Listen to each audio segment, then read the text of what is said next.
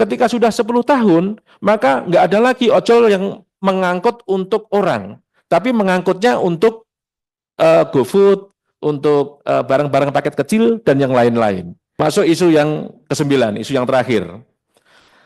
Bapak Ibu sekalian, untuk isu ini tentunya ini sangat mengemuka akhir-akhir ini. Dulu lahirnya ojek online ini disepakati boleh ini sebagai bridging, tapi sayangnya bridgingnya nggak dibatasi sampai kapan. Next. Lalu kemudian ada perdebatan, banyak perdebatan, apakah ojek online ini harus diatur atau harus tidak diatur, ini banyak perdebatan.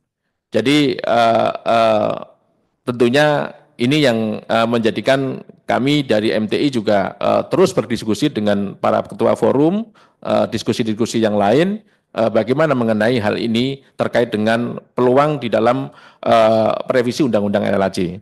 Next. Nah, paling tidak yang kami catat, ada 6 isu yang harus disoroti di dalam keberadaan ojek online ini. Yang pertama adalah ketidakjelasan status hukum. Jadi ini tentunya karena saat ini adalah status quo, tidak masuk kemana-mana, tentunya juga pemerintah nggak bisa menjangkau bagaimana mengenai jaminan pengemudinya, bagaimana pengaturan-pengaturan sampai kepada leveling pelanggaran dan yang lain-lain. Lalu di sini juga kami lihat dualisme kewenangan pengawasan. Aplikatornya oleh Komdigi, kemudian untuk operasional kendali operasionalnya oleh Kemenhub. Lalu kemudian ada dampak terhadap sistem transportasi umum. Jadi sebetulnya kalau yang bagus saat ini di Jakarta adalah mereka paling tidak melayani di first mile dari permukiman ke tim simpul transportasi umum di stasiun maupun di bandar atau di terminal. Lalu kemudian last mile-nya dari stasiun atau terminal menuju ke tempat kerjanya. Kemudian aspek keselamatan, ini yang menjadi perdebatan. Aspek keselamatannya tentunya tidak standar dengan angkutan umum yang lain. Tetapi sebetulnya motor itu kan memang sudah diproduk dengan memenuhi standar keselamatan dengan standarnya sepeda motor lah seperti itu. Lalu yang kelima adalah isu kesehatan dan perlindungan pengemudi. Ini pengemudi beberapa kali MTI melakukan dialog dengan pengemudi ojol, sekarang mengeluhnya adalah mengenai pendapatan. Mengeluhnya adalah mengenai algoritma yang ditetapkan oleh aplikator ketika misalnya dia di penalti, maka dia kesulitan untuk hal-hal yang bisa menaikkan pendapatan mereka. Kemudian yang keenam adalah dampak sosial dan ekonomi. Mau tidak mau karena ojol ini sudah menjadi bagian ekosistem daripada transportasi di Indonesia dan keberadaannya digunakan oleh masyarakat banyak, maka tentunya ini akan berdampak sosial dan ekonomi yang cukup signifikan. Oleh karena itu, next slide, kami melihat setelah berkonsultasi dengan para pakar hukum, jadi kalau perspektif ojol dalam teori angkutan umum, dalam azas dan manfaat, dalam pendapat para ahli, dalam kebutuhan dan keinginan masyarakat, ini sudah menjadi perdebatan, persilang pendapatan, dan tentunya ini menjadi hal yang prihatin kita untuk bisa melaksanakan ini, bagaimana solusinya.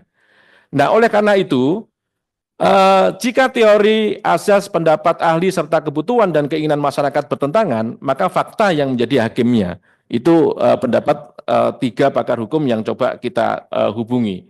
Lalu jika ojol sudah menjadi permasalahan dan kebutuhan masyarakat, maka negara harus hadir untuk mengaturnya, untuk mengurusnya. Nah, lalu seperti apa mengatur dalam revisi Undang-Undang NLAC ini? Next slide, MTI menyoroti 7 hal. Yaitu dari sisi legalitas, sisi kewenangan regulasi, standar keselamatan, integrasi dengan angkutan umum, kemudian yang paling penting adalah nomor 5 ini, batasan operasional. Apakah ojol dibatasi hanya melayani first mile dan last mile, dan juga dibatasi bridging-nya itu sampai dengan maksimal 10 tahun misalnya. Kita nggak mau mengulangi yang kemarin dulu-dulu kita bridging tapi nggak dibatasi. Artinya adalah ketika sudah 10 tahun, maka nggak ada lagi ojol yang mengangkut untuk orang, tapi mengangkutnya untuk GoFood, untuk barang-barang paket kecil, dan yang lain-lain. Jadi harapannya mungkin seperti itu dari sisi batasan operasional. Lalu perlindungan pengemudi dan termasuk juga dampak terhadap lalu lintas dan lingkungan. Jadi tentunya kami mendorong agar ini diatur di dalam Undang-Undang LHJ, tetapi 7 aspek ini tentunya harus masuk di dalam pasal per pasal yang akan dilakukan di dalam revisi mengenai pengaturan ojol ini. Next.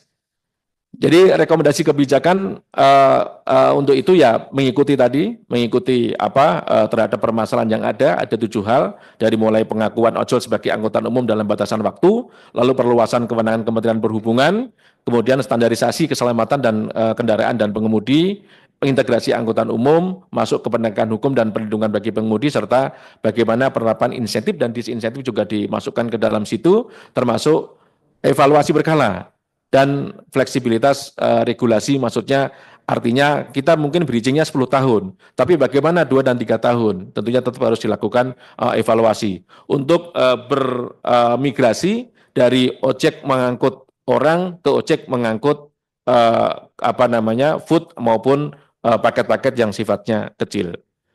Next, terakhir kami coba lakukan mapping prediksi dampak gitu.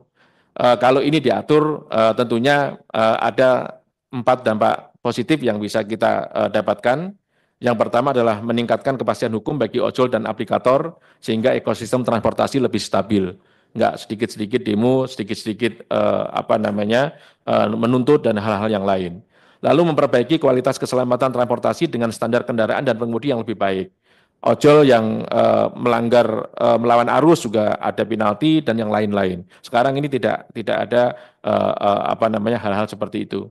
Lalu yang ketiga, meningkatkan kesejahteraan pengemudi dengan perlindungan regulasi yang lebih baik, dan yang keempat, mendukung transisi ke transportasi yang lebih ramah lingkungan dengan insentif kendaraan listrik. Tentunya harapannya ojol-ojol nanti beralih ke kendaraan listriknya kemudian 10 tahun beralih juga tidak mengangkut orang, tapi sudah mengangkut barang maupun makanan. Dan harapannya 10 tahun itu pula FASMAL dan LASMEL kita juga semakin baik, angkutan umum kita semakin baik, makanya dalam 9 isu itu kita masukkan bagaimana keberpihakan angkutan umum, sehingga harapannya angkutan umum 10 tahun baik, kemudian ojol ini bergeser untuk menjadi hanya mengangkut food maupun barang. Demikian barangkali Bapak Ibu pimpinan dan anggota Komisi 5, waktu kami kembalikan ke Pak Ketum. Terima kasih. Terima kasih.